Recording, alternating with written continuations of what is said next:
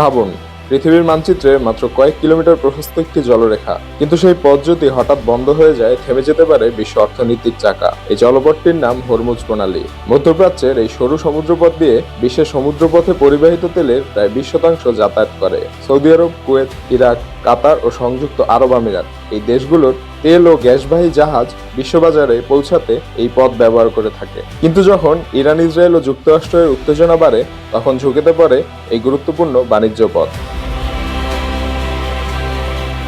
যদি হরমুজ প্রণালী বন্ধ হয়ে যায়, তেলের দাম হঠাৎ করে বেড়ে যেতে পারে, শিপিং খরচ বাড়বে, আর বিশ্বজুড়ে পণ্যের দামও বাড়তে শুরু করবে।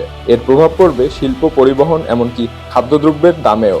বাংলাদেশের মতো আমদানি নির্ভর দেশের জন্য এর মানে হতে পারে বাড়তি আমদানি ব্যয়, বৈদেশিক মুদ্রার উপর চাপ এবং সাধারণ মানুষের জীবনে নতুন সংকট। একটি সরু জলপথ, কিন্তু তার প্রভাব পুরো বিশ্ব জুড়ে। হরমুজ প্রণালী শুধু সমুদ্রের পথ নয়, এটি বিশ্ব অর্থনীতির একটি গুরুত্বপূর্ণ ধমনী।